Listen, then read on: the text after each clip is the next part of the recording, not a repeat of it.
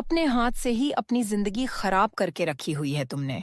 ना कुछ सोचती हो और ना ही कुछ समझती हो, बस जो मन करता है वही करती हो। कितनी बार कहा है तुमसे, वह लड़का तुम्हारे लिए सही नहीं है, तो फिर समझती क्यों नहीं? चिल्लाती हुई कोमल की मां कोमल से कह रही थी, पर वह रोज रोज अपनी मां की बातों को नजरअंदाज करके कॉलेज चली जाती। कोमल गरीब घर से थी और कोमल जिस लड़के से प्यार करती थी वह अमीर घराने का था। उसका नाम अभय था। कोमल अक्सर अपने सहेली से अभय के ही गुण गाया करती थी, लेकिन अभय एक नंबर का घटिया इंसान था। आए दिन कॉलेज में किसी न किसी से झगड़ा करता था, यहां तक कि लड़कियों से बदतमीजी भी करता था।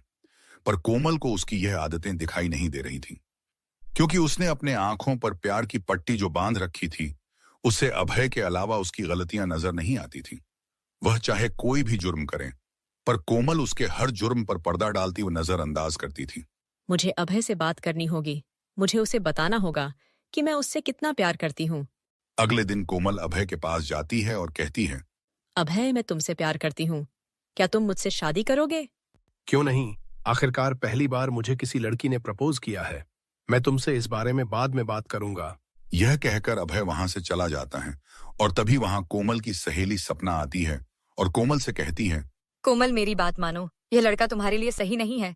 देखा इसने कैसे तुमसे कहा कि मुझे पहली लड़की ने प्रपोज किया है, और देखो ये तुमसे कितना झूठ बोल रहा है। इसको अब तक हजारों लड़कियां ने प्रपोज कर चुकी हैं और इसने सभी का इस्तेमाल करके सबको छोड़ दिया। तुम्हारी माँ ठीक कहती है और मैं भी तुम्हें परेशानी में नहीं डाल सकती। कोमल, इस वजह से कह रही हूँ कि मेरी बात मान लो।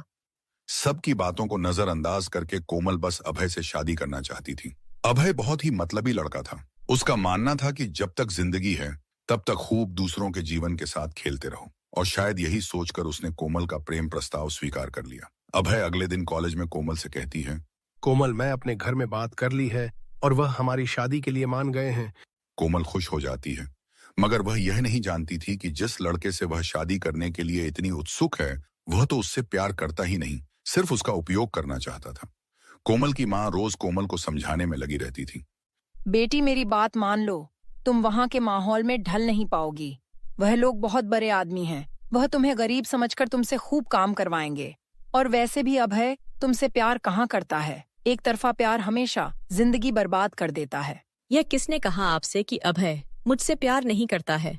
अगर वह मुझसे प्यार ना करता तो मेरा प्रेम प्रस्ताव स्वीकार क्यों करता? मैं कुछ नहीं जानती, मुझे बस अभय से शादी करनी है और कुछ नहीं।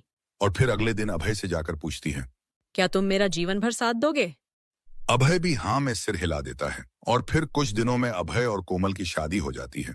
शादी के 4-5 दिन तक तो अभय का बर्ताव कोमल के प्रति ठीक था और कोमल को भी यही लगता था कि अभय उससे बहुत प्यार करता है, पर हकीकत तो कुछ और ही थी। अभय ने अपना रंग दिखाना शुरू कर दिया। एक दिन कोमल किचन में काम कर रही थी तो उससे काम करते वक्त एक महंगा कप का सेट टूट गया। सभी लोग आवाज सुनकर किचन में आ गए। तभी अभय कोमल से कहता है, काम करने की तमीज नहीं है तुम्हें? इतना महंगा हमारे घर का कप सेट तोड़ दिया। रहने दो बेटा, इसे समझाने की कोई जरूरत नहीं है। इसने तो कभी इतना महंगा कप सेट अपने जीवन में देखा ही नहीं होगा। इसे जल्दी साफ करो। कोमल को सभी खरी खोटी सुना के चले जाते हैं और कोमल जब कप उठाती तो उसके हाथ में चोट लग जाती है, पर वहां ऐसा कोई था ही नहीं जो उसका ख्याल रखता। अपने पैरों पर कुल्हाड़ी स्वयं कोमल ने मारी थी। वह अब भी अभय की हरकतों को अनदेखा करती थी। रोज ऐसे ही चलता रहा। अब तो कोमल से घर का सारा काम करवाया जाता था। उसकी जिंदगी एक नौकरानी की तरह हो गई थी। रोज काम करके जब वह अपने कमरे में जाती तो उसे अपनी माँ की बात याद आ जाती थी। माँ मुझसे कितना कहती थी कि मैं यहाँ के माहौल में ढल नहीं पाऊंगी, नौकरानी जैसी जिंदगी हो जाएगी, और आज वही हो रहा है। खैर, अभय तो मुझसे प्यार करते हैं और मुझे क्या चाहिए। अगले दिन रात को 12 बजे डोरबेल बजती है। कोमल दरवाजा खोलती है। अरे मेरी प्यारी कोमल, इतनी देर क्यों लगा दी दरवाजा खोलने में? वह नशे में था। उसने शादी के बाद पहली बार शराब पी थी। कोमल को यह बात बुरी लगती है। तुम आज शराब पी के क्यों आए हो? शराब पीना छोड़ दो, मुझे अच्छा नहीं लगता है। चुप बेवकूफ कहीं की, तू नौकरानी है इस घर की। मैंने तो तुझसे शादी इसलिए की थी ताकि तू इस घर का काम करें और मेरी सेवा करें। अगली बार से मुझे रोका शराब पीने से तो मैं तुम्हें तलाक दे दूंगा। कोमल बहुत ही हैरान हो गई, क्योंकि उसने अभय के मुंह से सारा सच जो सुन लिया था कि आखिरकार अभय उसके बारे में क्या सोचता था। मैं कितनी गलत थी। मुझे लगता था कि यह इंसान मुझसे प्यार करता है, पर यह तो मेरा इस्तेमाल कर रहा है। सपना और माँ सब सही कहती थे, मैंने किसी की बात नहीं सुनी। अगले दिन कोमल चाय लेकर अपनी सासू माँ के कमरे की तरफ जा रही थी। तभी उसने सुना कि सासू माँ अभय से कह रही थी, बेटा, अब तुम इस लड़की को तलाक दे दो। मैं तुम्हारी दूसरी शादी इससे अच्छी लड़की से करवाऊंगी। यह लड़की कितनी गरीब है, मैं तेरे लिए चांद सी दुल्हन लाऊंगी। यही नहीं, अभय की माँ न जाने अभय की कितनी शादियां करा चुकी होगी सिर्फ पैसों के कारण, पर वह सच से अनजान थी। उसे लगा था कि कोमल अमीर घराने की लड़की होगी, तभी उसने अपने बेटे को शादी के लिए हाँ कहा था।